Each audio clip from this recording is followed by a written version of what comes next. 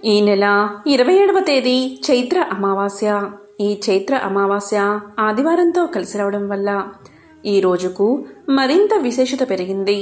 ఆదివారం అమావాస్య రావడం చాలా అరుదు. మరి ఇంతటి విశేషమైన రోజు ఈ రోజు చేసే పరిహారాలు విశేష ఫలితాలను ఇస్తాయి. ఈ రోజు ఏమీ చేయకపోయినా వేప చెట్టు మొదట్లో ఇది ఒక్కటి పడేయండి చాలు. దరిద్రం కష్టాలు తొలగిపోతాయి, ఆర్థిక ఇబ్బందులు దూరమవుతాయి, లక్ష్మీ కటాక్షం కలుగుతుంది. కాబట్టి ఎంతో విశేషమైన ఈ అమావాస్య రోజు వేప చెట్టు మొదట్లో ఏం పడేయాలో ఇప్పుడు ఈ వీడియోలో తెలుసుకుందాం. హిందూ మతంలో వేప చెట్టుకు ప్రత్యేక స్థానముంది. వేప చెట్టును పూజిస్తే దేవతలు దేవుళ్ళు సంతోషిస్తారని జ్యోతిష్య శాస్త్రం చెప్తుంది. ఈ వేప చెట్టుపైనే దేవుళ్ళు నివసిస్తారని చాలా మంది నమ్ముతారు. అందుకే వేప చెట్టుకు పూజలు చేస్తూ ఉంటారు హిందువులు. వేప చెట్టును పూజిస్తే మన జీవితంలో బాధలన్నీ కూడా తొలగిపోతాయని నమ్ముతారు. వేప చెట్టులో ఇద్దరు దేవతలు కలిసి నివసిస్తారు. ఒకరు దుర్గామాత, మరొకరు సీతామాత. అందుకే ఈ చెట్టును పవిత్రమైన వృక్షంగా భావిస్తారు. రోజూ పూజలు చేస్తారు. వేప చెట్టును పూజించడం వల్ల సకల బాధల నుంచి బయటపడగలము. వేప చెట్టును పూజిస్తే మన జీవితంలో ఉన్న నెగటివ్ ఎనర్జీ తొలగిపోతుంది. అంతేకాదు ఇది మన జీవితంలో సానుకూలతను పెంచుతుంది. శనిదోషం ఉంటే ఎక్కడా లేని సమస్యలు మనల్ని చుట్టుముడుతూ ఉంటే ఆ శనిదోషం పోయేందుకు, సమస్యలు తొలగిపోయేందుకు ఎన్నో ప్రత్యామ్నాయాలు చేస్తూ ఉంటారు. శనిదోషం ఉంటే వేప చెట్టును పూజిస్తే చాలు, మీకు ఉపశమనం కలుగుతుంది. ఈ రోజు మీరు చేసేటటువంటి స్నానం పవిత్రమైనది, ఎంతో విశేషమైనది. ముఖ్యంగా ఈ రోజు 2 లేదా అంతకు మించి నదులు కలిసే చోట స్నానం చేస్తే ఆ పవిత్రత మరింత రెట్టింపు అవుతుంది. ఈ రోజు మీరు ఇంట్లోనే ఈ విధంగా స్నానాన్ని ఆచరించినట్లయితే మీకు ఉన్న సకల దరిద్రాలు తొలగి సకల శుభాలు కలుగుతాయి. ఈ రోజు మీరు ఈ ఇంట్లో ఎప్పుడైనా సరే మీ దగ్గర గంగాజలం ఉంటే దాన్ని కొద్దిగా స్నానం చేసే నీటిలో వేసుకుని స్నానం చేయడం మంచిది. గంగాజలం మీకు దొరకకపోతే మీరు స్నానం చేసే నీటిలో కొద్దిగా పసుపు, కొద్దిగా కర్పూరం పొడి వేసుకుని స్నానం చేయండి. ఈ రోజు స్నానం చేసే సమయంలో ఈ ఒక్క మంత్రాన్ని పఠిస్తూ స్నానం చేస్తే ఇంకా విశేషమైన పుణ్య ఫలితాలు మీకు దక్కుతాయి. ఆ మంత్రం ఏంటి అంటే, గంగే యమునే చైవ గోదావరి సరస్వతి నర్మదే సింధు కావేరి జలేస్మిన్ సన్నిధం కురు. ఈ మంత్రాన్ని పఠిస్తూ స్నానాన్ని ఆచరిస్తే మన భారతదేశంలో ఉన్నటువంటి ప్రతి నదిలో మీరు స్నానాన్ని ఆచరించిన పుణ్యం మీకు దక్కుతుంది. కాబట్టి ఈ మంత్రాన్ని తప్పకుండా పఠించండి. ఇంతటి విశిష్టమైన మంత్రాన్ని మీరు పఠిస్తూ స్నానం చేస్తే మీరు గంగానదిలో స్నానం చేసిన మహాపుణ్యం మీకు దక్కుతుంది. ఈ రోజు అంటే ఈ అమావాస్య రోజు పితృదేవతలను జ్ఞాపకం తెచ్చుకుని గుర్తు చేసుకుని వారి యొక్క గౌరవార్థం, జ్ఞాపకార్థం వారి పేరు మీద దాన ధర్మాలు చేయడం ఎంతో ఉత్తమం. మరి ఈ మంత్రం చదవడం రానివారు ఏం చెయ్యాలి అంటే, ఒక చెంబుడు నీటిని చేతిలోకి తీసుకుని గంగా గంగా గంగా అని 3 సార్లు స్మరించి ఆ నీటిని తలపైన పోసుకుని స్నానం చేస్తే చాలు. ఆ గంగానదిలో స్నానం చేసిన పుణ్యఫలం మీకు దక్కుతుంది. పూజలో శివపూజ ఎంత పవిత్రమైనదో అలాగే నదుల్లో గంగానది అంత పవిత్రమైనదని పురాణాలు చెబుతున్నాయి. అది ఎలా అంటే, గంగాజలం విష్ణు పాదాల నుంచి పుట్టి శివుడి శిరస్సు నుంచి ప్రవహిస్తుంది. అందువల్లే గంగాజలం సర్వ పాపాలను పటాపంచలు చేస్తుంది. గంగాజలంతో స్నానం చేస్తే మహాపాపాలు సైతం హరించుకుపోతాయి. కాబట్టి గంగాజలానికి అంతటి ప్రాముఖ్యత ఉంది. మీకు గంగాజలం అందుబాటులో లేకపోతే ఏ నదిలో కానీ, సెలయేటిలో కానీ, చెరువులో కానీ లేదా ఇంట్లో అయినా స్నానం చేసే సమయంలో గంగాదేవిని 3 సార్లు స్మరించుకుని శిరస్సు మీద నీళ్లు చల్లుకుంటే అది గంగాజలంతో సమానమవుతుంది. గంగాజలంతో సాటి ఈ ప్రపంచంలో మరొకటి లేదు. కాబట్టి మీరు ఈ చైత్ర అమావాస్య రోజు మీ ఇంట్లో స్నానం చేసే సమయంలో ఒక చెంబుడు నీటిని చేత్తో పట్టుకుని గంగా గంగా గంగా అని 3 సార్లు అనుకుని మొదట ఒక చెంబుడు నీటిని తల మీద పోసుకుంటే మీ సకల పాపాలు పటాపంచలు అవుతాయి. రోజు పొరపాటున కూడా అమావాస్య రోజు చేయకూడని పనులు ఏంటో ఇప్పుడు తెలుసుకుందాం. చైత్ర అమావాస్య రోజు కొన్ని పనులు ఖచ్చితంగా చెయ్యాలి. అలాగే కొన్ని పనులు ఖచ్చితంగా చేయకూడదు. అమావాస్య రోజు సూర్యోదయానికి పూర్వమే నిద్రలేచి తలస్నానం చెయ్యాలి. తలస్నానం వేరు, తలంటుకుని స్నానం వేరు. తలంటుకుని స్నానం అంటే షాంపూ, కుంకుడుకాయ ఇలా పెట్టుకుని చేసేది. తల స్నానము అంటే కేవలం తల మీద నీళ్లు పోసుకుంటే దాన్నే తలస్నానము అంటారు. అమావాస్య రోజు ఎవరూ కూడా తలంటు స్నానం చేయకూడదు. తలస్నానం మాత్రమే చేయాలి. శక్తివంతమైన ఈ చైత్ర అమావాస్య రోజు పొరపాటున కూడా గోళ్లు కత్తిరించుకోవడం, జుట్టు కత్తిరించుకోవడం, షేవింగ్ చేసుకోవడం ఇలాంటి పనులు చేయకూడదు. ఇలాంటివి చేస్తే దరిద్ర దేవత ఇంట్లోకి ప్రవేశిస్తుంది. అలాగే చైత్ర అమావాస్య రోజు మధ్యాహ్నం పూట మాత్రమే భోజనం చేయాలి. రాత్రిపూట ఎటువంటి పరిస్థితుల్లో భోజనం చేయకూడదు. రాత్రి అల్పాహారం మాత్రమే తీసుకోవాలి. మన ఆరోగ్య స్థితిగతులు మారకుండా ఆరోగ్యంగా ఉండాలంటే, మన శరీరం శక్తిని పొందాలి అంటే అమావాస్య రోజు పొరపాటున కూడా ఈ కూర అస్సలు వండకూడదు. ఈ రోజు పొరపాటున మాంసం కూర వండితే మహాపాపం తగులుతుంది. అమావాస్య రోజు వ్యతిరేక శక్తులు మన శరీరంపై కొన్ని ప్రభావాలు కలిగిస్తాయి. రోగాలు చుట్టుముడతాయి అని మన శాస్త్రాలు చెబుతున్నాయి. కాబట్టి పొరపాటున కూడా మీరు చైత్ర అమావాస్య రోజు మాంసం కూర, మద్యం, పొగ తాగడానికి దూరంగా ఉండాలి. అలాగే అమావాస్య రోజు మధ్యాహ్నం నిద్ర పోకూడదు. అమావాస్య రోజు మధ్యాహ్నం నిద్రపోయినా కూడా దరిద్రదేవత ఇంట్లోకి ప్రవేశిస్తుంది. అలాగే అమావాస్య రోజు ఉదయం 5 నుంచి 6 మధ్యలో నిద్రపోకూడదు. అలాగే సాయంత్రం 5 నుంచి 6 గంటల మధ్యలో కూడా నిద్రపోకూడదు. ఈ 2 సమయాల్లో నిద్రపోయినా కూడా దరిద్ర దేవత ఇంట్లోకి ప్రవేశిస్తుంది. అలాగే అమావాస్య రోజు మధ్యాహ్నం పేదలకు అన్నదానం చేస్తే చాలా మంచిది. అలాగే అమావాస్య రోజు స్నానం చేశాక పితృదేవతలకు తర్పణాలు ఇస్తే కూడా చాలా మంచిది. ఇలా చేస్తే పితృదోషాలు తొలగి సంతానం అభివృద్ధిలోకి వస్తుంది. ఇంట్లోని సకల సమస్యలు తొలగి సకల శుభాలు కలుగుతాయి.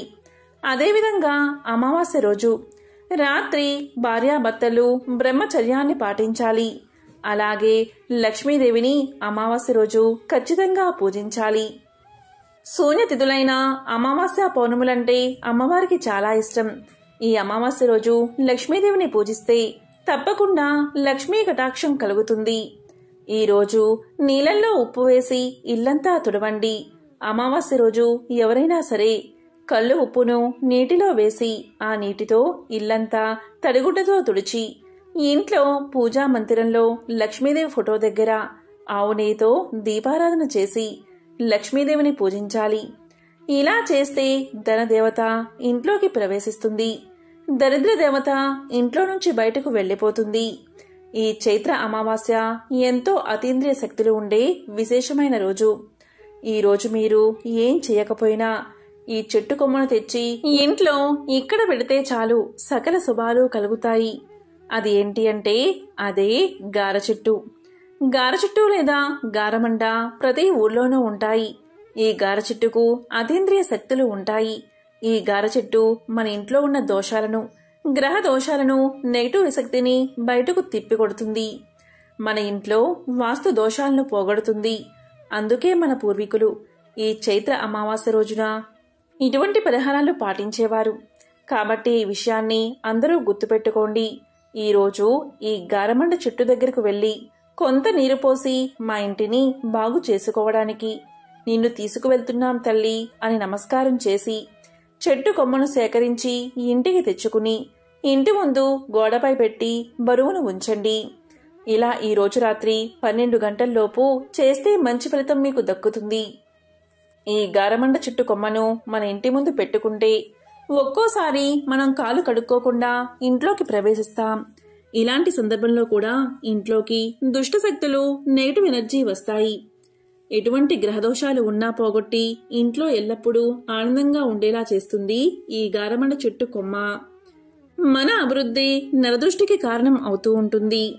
మనకు నరదృష్టి, నెగిటివ్ ఎనర్జీ ఉంటే గొడవలు, ఆర్థిక ఇబ్బందులు, భార్యాభర్తల మధ్య సఖ్యత లేకపోవడం, సంతానం కలగకపోవడం, ఉద్యోగం రాకపోవడం, పెళ్లి ఆలస్యం అవడం ఇలా అనేక సమస్యలు ఎదురవుతూ ఉంటాయి.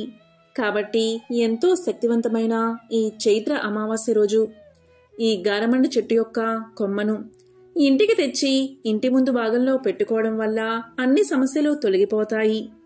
కాబట్టి చైత్ర అమావాస్య ఎంతో శక్తివంతమైన రోజు కాబట్టి ఈ అతీంద్రియ శక్తులు ఉండే ఈ రోజు ఈ గారమండ చెట్టు కొమ్మను తెచ్చి ఇంటి ముందు గోడపై పెట్టి దానిపై బరువును ఉంచండి.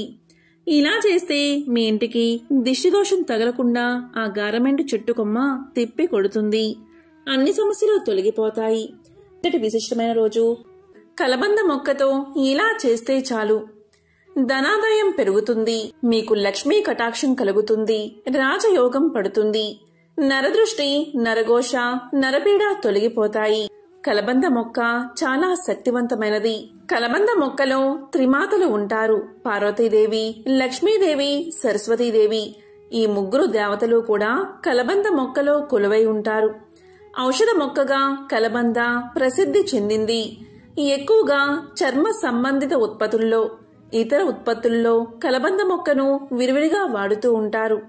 కలబంద మొక్కను ఇంట్లో పెంచుకోవడం వల్ల ప్రతికూల శక్తులన్నీ తొలగిపోతాయి. సానుకూల శక్తులు మీ ఇంట్లోకి ప్రవేశిస్తాయి. ఇక అమావాస్య రోజు కొన్ని పరిహారాలు పాటించడం వల్ల ఇంట్లో ఉండే దరిద్రాన్ని పోగొట్టుకోవచ్చు. లక్ష్మీదేవిని మన ఇంట్లోకి ఆహ్వానించవచ్చు. కలబంద మొక్కతో ఈ అమావాస్య రోజున ఏం పరిహారం చేస్తే ధనాదాయం పెరుగుతుందో, ఆరోగ్యం ప్రాప్తిస్తుందో ఇప్పుడు తెలుసుకుందాం. కలబంద మొక్కతో అమావాస్య రోజు పరిహారాన్ని పాటించడం వల్ల నరదృష్టి, నరఘోష తొలగిపోతాయి. మరి ఏం చెయ్యాలి అంటే ఈరోజు ఒక చిన్న కలబంద మొక్కను ఇంటికి తెచ్చుకోండి.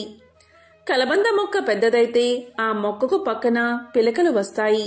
ఆ పిలకలనైనా సరే వేలతో సహా పీకి తెచ్చుకోండి. అలా చిన్న కలబంద మొక్కను తెచ్చుకుని ఆ మొక్కను శుభ్రంగా కడగండి. నీటితో కడిగితే సరిపోతుంది. అలా కడిగిన తర్వాత ఆ కలబంద మొక్కను మీ చేతితో పట్టుకుని ఒకసారి ఇల్లంతా తిరగండి. ఇంట్లోని అన్ని గదుల్లో తిరగండి. అంటే కిచెన్, బెడ్రూమ్, హాల్, చివరికి బాత్రూంలో ఇలా అన్ని గదుల్లో తిరిగిన తర్వాత ఆ మొక్కను తీసుకుని మీ ఇంటి బయటకు వచ్చేయండి. అదే విధంగా మీ ఇంటి చుట్టూ 7 సార్లు తిరగండి. అంటే ప్రదక్షిణ చేసినట్లు సవ్య దిశలో 7 సార్లు తిరగండి. అలా తిరిగిన తర్వాత ఆ కలబంద మొక్కను తీసుకువెళ్లి మీ ఇంటి పెరట్లో కానీ లేదా మీరు మొక్కలు పెంచుకునే ప్రదేశంలో కానీ ఖాళీ స్థలంలో కానీ మొక్కను నాటండి. నాటి దాన్ని పెంచండి. కలబంద మొక్క నాటడానికి ప్రదేశం లేదు అనుకునేవారు ఒక చిన్న కుండీలో కానీ డబ్బాలో కానీ ఈ కలబంద మొక్కను నాటండి. ఇలా మీ ఇల్లంతా తిప్పిన తర్వాత మీ ఇంటి ముందు కలబంద మొక్కను నాటితే ఆ కలబంద మొక్క మీ ఇంటిని కాపాడుతుంది, మీ కష్టాలను తొలగిస్తుంది, నరదృష్టి, నరఘోష, నరపీడను తొలగిస్తుంది, మీ ఇంట్లోకి ప్రవేశించే చెడు శక్తులను అడ్డుకుంటుంది. కాబట్టి ఈరోజు సాయంత్రం 6లోపు ఏ సమయంలో అయినా సరే ఈ చిన్న పరిహారాన్ని తప్పనిసరిగా పాటించండి. అమావాస్య రోజు చేసే ఏ పరిహారమైనా 1,000 రెట్ల ఫలితాలను ఇస్తుంది. కాబట్టి ఈరోజు తప్పనిసరిగా ఈ పరిహారాన్ని పాటించండి. కలబంద మొక్క ఎవరి ఇంట్లో అయితే ఉంటుందో ఆ ఇంట్లోకి ఎటువంటి బ్యాక్టీరియా కానీ వైరస్ కానీ ప్రవేశించదు. అంతేకాదు ప్రతి ఇంట్లో కలబంద మొక్కను 5 లేదా 6 మొక్కల వరకు పెంచుకుంటే అది మనకు చేసే మేలు అంతా ఇంతా కాదు. ప్రతి ఒక్కరూ ఇంటి ముందు ఒక కలబంద మొక్కను పెంచితే మన ఆరోగ్యం చాలా బాగుంటుంది. ఇది గాలిలోని వైరస్ను కూడా చంపుతుంది. మన ఇంట్లోకి ఎటువంటి చెడుగాల్ని రానివ్వకుండా కాపాడుతుంది. అంతేకాదు కలబంద చెట్టును ఇంట్లో పెంచుకుంటే ఆరోగ్యపరంగానే కాదు అదృష్టపరంగా కూడా ఎంతో మేలు చేస్తుందని ఆధ్యాత్మికవేత్తలు చెబుతున్నారు. కలబందను ఇంట్లో పెంచుకుంటే సిరుల వర్షం కురుస్తుంది. అందుకే మన పూర్వీకులు కలబంద మొక్కను ఇంట్లో పెంచుకునేవారు. ఇది ఒక ఆచారంగా కూడా ఉంది. ఇది మన ఇంటిని నరదృష్టి నుంచి కాపాడుతుంది. ఎవరింట్లో అయితే కలబంద చెట్టు ఉంటుందో ఆ ఇంట్లో వాస్తు దోషాల వల్ల కలిగే బాధలు ఉండవు. ఆ ఇంట్లో లక్ష్మీ కటాక్షం తప్పనిసరిగా ఉంటుంది. ఏ ఇంట్లో అయితే కలబంద మొక్క ఉంటుందో ఆ ఇంట్లో 33 కోట్ల దేవతలు ఉన్నట్లే లెక్క. ఇలా అని శాస్త్రాలే చెబుతున్నాయి. ఎందుకంటే ఇది సకల దేవతల అనుగ్రహాన్ని మీకు కలిగిస్తుంది. కలబంద మొక్క వేర్లలో రాహు, కేతు, శనిశక్తి ఇమిడి ఉంటుంది. కలబంద పైభాగంలో బుధ, శుక్రులు నివసిస్తారు. ఈ పంచగ్రహాల కలయిక వల్ల మంచి ఫలితాలను కలబంద మనకి అందిస్తుంది. అందుకే కలబంద మొక్కను ఇంటికి కట్టుకుంటారు. ఇలా కట్టుకుంటే దైవిక శక్తులు ఎల్లవేళలా ఆ ఇంటిని కాపాడతాయని ఒక నమ్మకం. ఈ రోజు అంటే అమావాస్య రోజు కలబంద మొక్కను ఒకటి తీసి దాన్ని ఇంటికి కట్టుకోండి. ఇలా చేస్తే చాలు, నరదృష్టి తొలగిపోతుంది. నరుడు దృష్టికి నల్లరాయి కూడా పగులుతుందని ఒక సామెత ఉంది. అలాంటి నరదృష్టి ప్రతి ఇంటికి ఉంటుంది. కాబట్టి మీరు ఈ రోజు అంటే అమావాస్య రోజు ఒక కలబంద మొక్కను మీ ఇంటికి గుమ్మానికి కట్టండి. ఇలా చేస్తే ఆర్థిక సమస్యలు తొలగిపోతాయి. సాధారణంగా నరదృష్టి తొలగడానికి గుమ్మడికాయ లేదా పటికను అందరూ కడతారు. కానీ ఆ రెండికంటే అద్భుత ఫలితాలను కలబంద మొక్క ఇస్తుంది. ఈ కలబంద మొక్క మొదలు వచ్చి బుధ, శుక్రుడి కలయిక, వేర్లు శని, రాహు, కేతువుల కలయిక కాబట్టి ఈ 5 గ్రహాల కలయికతో ఇది శక్తివంతంగా పనిచేస్తుంది. ఎలా కట్టుకోవాలి అంటే అమావాస్య రోజు కలబంద మొక్కను సేకరించి మన ఇష్ట దైవం ముందు పెట్టి పసుపు కుంకుమలతో అలంకరణ చేసి అదే రోజు అంటే అమావాస్య రోజు సాయంత్రం పూట సింహద్వారానికి తలకిందులుగా వేలాడదీయండి. అంటే కలబంద మొక్క వేర్లు పైకి ఉండాలి. రాత్రి సమయంలో కడితే అంటే అమావాస్య గడిల్లో రాత్రి సమయంలో కడితే ఇంకా మంచిది. ఇక్కడ చాలా మందికి వచ్చే సందేహం ఏంటి అంటే కలబంద మొక్కను ఏ దిక్కున పెంచాలి అని, అంటే ఏ దిక్కున పెట్టాలి, ఏ దిశలో పెట్టకూడదు అని. కలబంద మొక్క ఇంట్లో పెంచితే ఇంటికి శ్రేయస్సు కలుగుతుంది. ప్రతికూల శక్తులు ఇంట్లోకి ప్రవేశించకుండా సానుకూల శక్తి ప్రవాహాన్ని కలబంద పెంచుతుంది. కలబంద మొక్కను ఇంట్లో పెట్టుకోవడం అదృష్టం. మరి ఆ కలబంద మొక్కను ఏ దిశలో పెట్టాలో ఇప్పుడు తెలుసుకుందాం. వాస్తు శాస్త్ర ప్రకారం ఇంట్లో కలబంద మొక్కను నాటడం చాలా శుభప్రదం. కలబంద మొక్క కష్టతరమైన జీవితాన్ని మెరుగుపరచడం మాత్రమే కాకుండా ప్రతి పనిలోనూ విజయాన్ని తీసుకువస్తుంది. కలబంద మొక్క నాటిన చోట ప్రేమ, శ్రేయస్సు, సంపద, ప్రతిష్ట పెరుగుతాయి. ఈ మొక్కను ఇంట్లో నాటడానికి సరైన దిశను జాగ్రత్తగా చూసుకోవాలి. కలబంద మొక్కను ఇంటికి తూర్పు వైపున నాటడం మంచిది. అలాగే ఇంటికి ఆగ్నేయ భాగంలో కూడా నాటవచ్చు. మీకు ఉద్యోగంలో పురోగతి కావాలి అంటే కలబంద మొక్కను ఇంటికి పడమర వైపున నాటాలి. కలబంద మొక్కను పొరపాటున కూడా ఇంటికి వాయువ్య దిశలో నాటకూడదని గుర్తించుకోవాలి. వాస్తు ప్రకారం ఈ మొక్కను ఇంట్లో వాయువ్య దిశలో నాటడం వల్ల అనేక ఇబ్బందులు వస్తాయి. ప్రతికూల పరిస్థితులు ఎదుర్కోవాల్సి వస్తుంది. వాస్తవంగా వాస్తు ప్రకారం కలబంద మొక్క పెడితే అనేక సమస్యలు తొలగిపోతాయి. కలబంద మొక్కను ఇంట్లో నాటడం వల్ల ఇంట్లో పాజిటివ్ ఎనర్జీ పెరుగుతుంది. ఇంట్లో ఉన్న నెగటివ్ ఎనర్జీ తొలగిపోతుంది. కుటుంబంలో సంతోషం వెల్లి విరుస్తుంది. ఇంటికి ఆగ్నేయ దిశలో కలబంద మొక్కను పెంచడం వల్ల డబ్బు, ప్రమోషన్లు లభిస్తాయి. ఇంటి బాల్కనీలో, గార్డెన్లో కలబంద మొక్కను పెట్టుకుంటే ప్రతికూల శక్తులు లోపలికి ప్రవేశించకుండా ఉంటాయి. కాబట్టి కలబంద మొక్కను పెట్టుకునే విషయంలో ఖచ్చితంగా వాస్తు నియమాలను ఏ దిశలో పెట్టాలి అనే విషయాలను మనం గుర్తించుకోవాలి. కలబంద మొక్కను ఆయుర్వేదంలో అమృత వృక్షము అని పిలుస్తారు. ఎందుకంటే ఇందులోని సర్వాంగాలు మానవుడి ఆరోగ్యానికి ఎంతగానో సహాయపడతాయి. కలబంద మొక్కను ఇంట్లో పెంచుకోవడం వల్ల వైరస్ వల్ల కలిగే వ్యాధులు మీ దరి చేరవు. ఏం చెయ్యాలి అంటే ఒక కలబంద మొక్కను కత్తిరించి మధ్యలోకి కోసి శుభ్రంగా కడగండి. దాంట్లో ఉన్న గుజ్జును తీసి దీన్ని పరగడుపున సేవిస్తే చాలు. ఇది శరీరంలోని యాంటీబాడీస్ పెరిగేలా చేసి శరీర రక్షణ వ్యవస్థను దృఢపరుస్తుంది. ఇమ్యూనిటీ పవర్ని పెంచుతుంది. ఎలాంటి రోగాలు మీ దరి చేరకుండా కాపాడుతుంది. అంతటి శక్తి కలబంద మొక్కకు ఉంది. కలబంద మొక్క గాలిని పీల్చి 6 నెలలు బతుకుతుంది. ఇది దేవుడు మనకిచ్చిన వరం లాంటిది. ఇంట్లో సమస్యలు ఉన్నా, ఉద్యోగం రాకుండా ఉన్నా, భార్యాభర్తల మధ్య తగాదాలు ఉన్నా, లేదా ఇంట్లో కుటుంబ కలహాలు ఉండి మానసిక ప్రశాంతత కరువైనా, ఇలా అనేక సమస్యలకు కలబంద మొక్క చక్కని పరిష్కారం. కాబట్టి కలబంద మొక్కను ఇంట్లో పెంచుకోండి. మీ ఇంట్లో స్థలం లేకపోతే కనీసం కుండీలో అయినా కలబంద మొక్కను పెంచండి. ముఖ్యంగా పిల్లలు ఉంటే అలాంటి వారు కలబంద మొక్కను తప్పనిసరిగా పెంచాలి. ఎందుకంటే బయట విషవాయువుల వల్ల పిల్లలు, పెద్దలు తరచూ అనారోగ్యానికి గురవుతారు.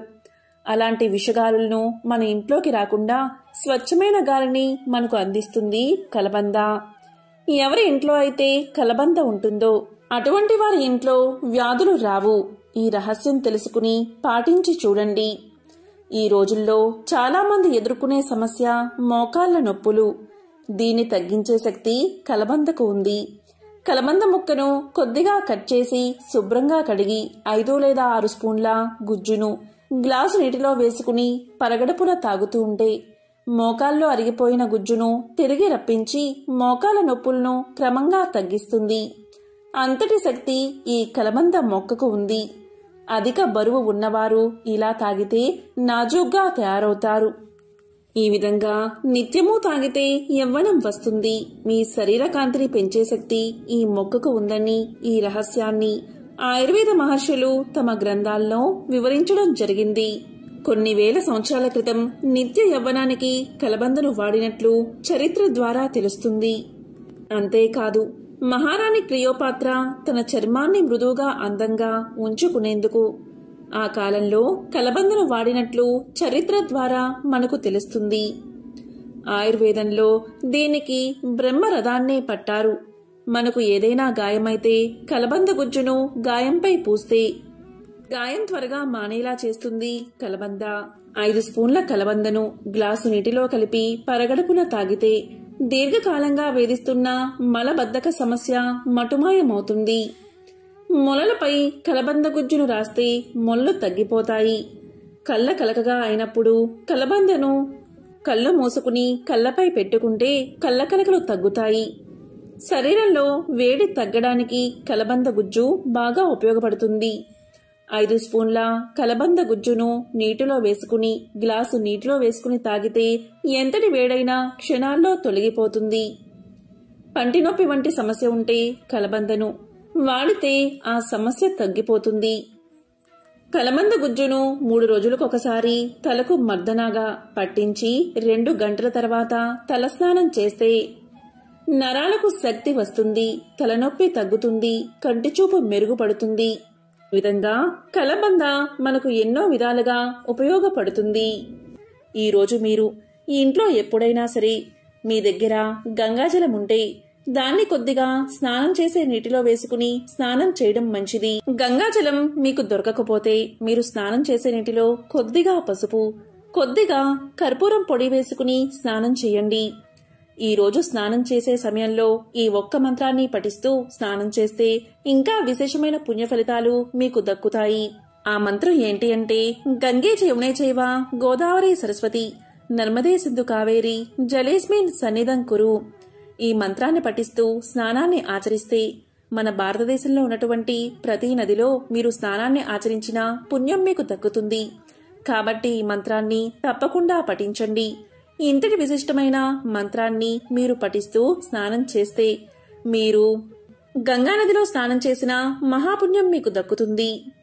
ఈ రోజు అంటే ఈ అమావాస్య రోజు పితృదేవతలను జ్ఞాపకం తెచ్చుకుని గుర్తు చేసుకుని వారి యొక్క గౌరవార్థం, జ్ఞాపకార్థం వారి పేరు మీద దాన ధర్మాలు చేయడం ఎంతో ఉత్తమం.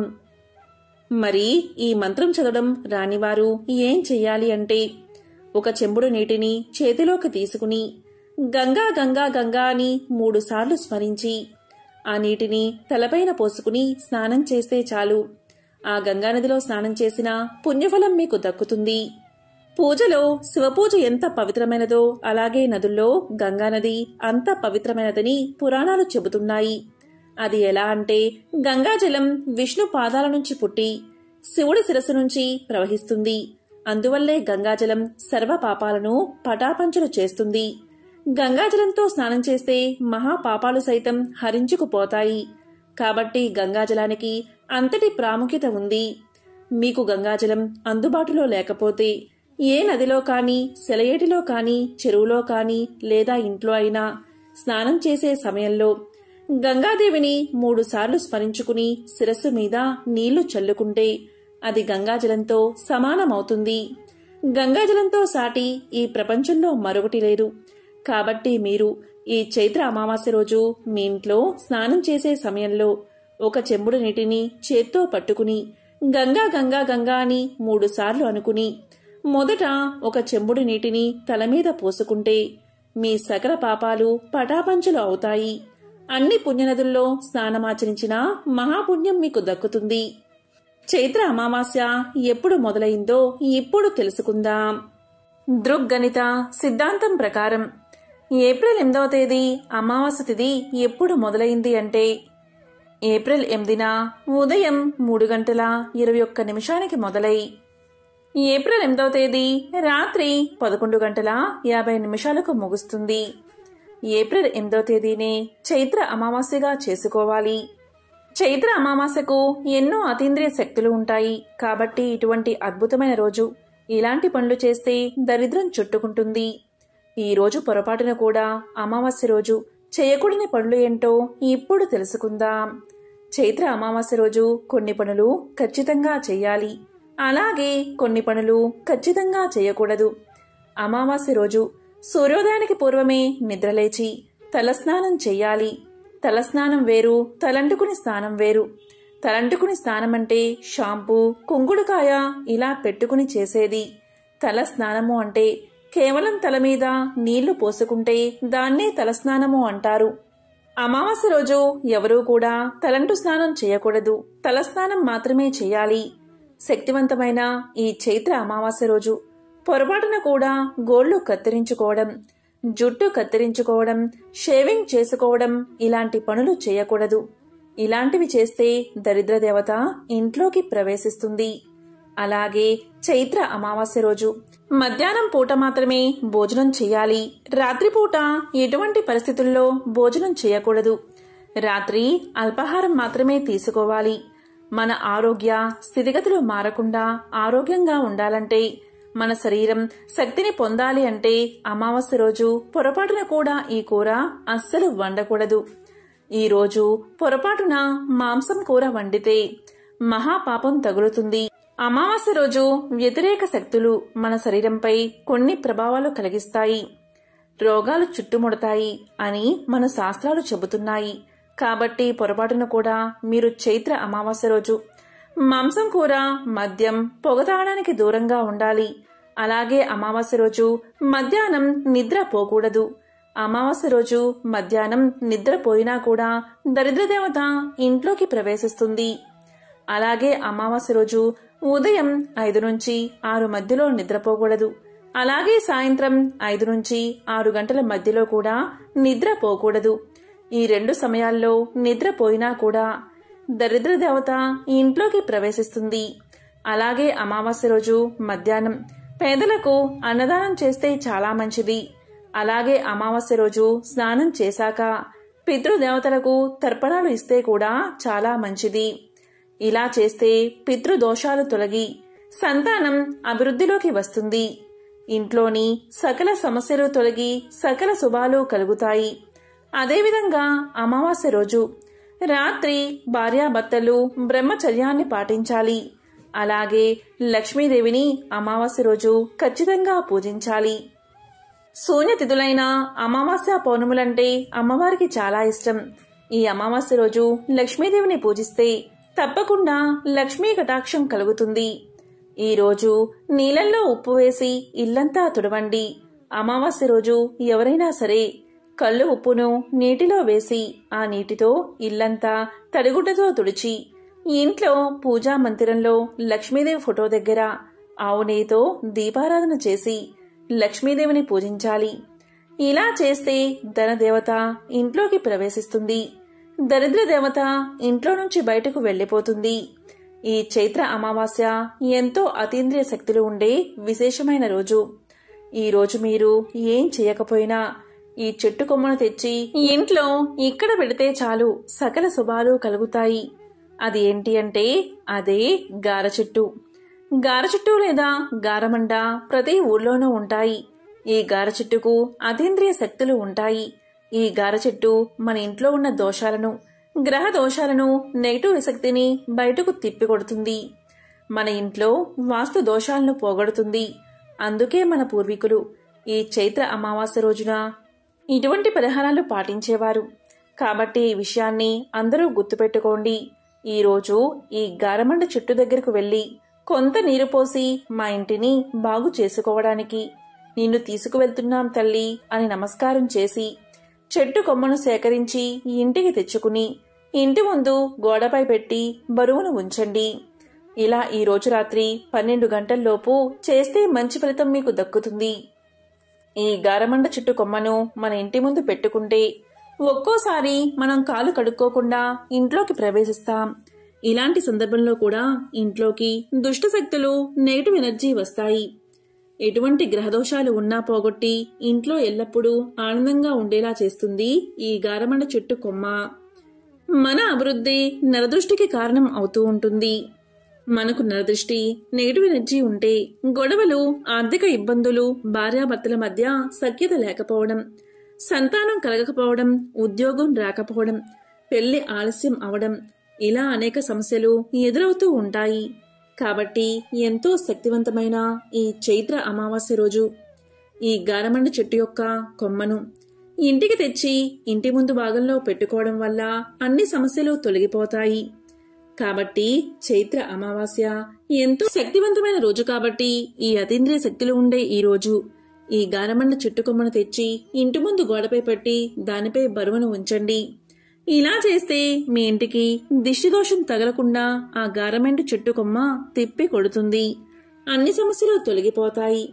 కాబట్టి ఎంతో శక్తివంతమైన ఈ చైత్ర అమావాస్య రోజు ఇటువంటి విధి విధానాలు పాటించి ఆ లక్ష్మీనారాయణల, శివపార్వతుల సంపూర్ణ అనుగ్రహాన్ని పొందండి. ఓం నమః శివాయ. ఓం నమో నారాయణాయ.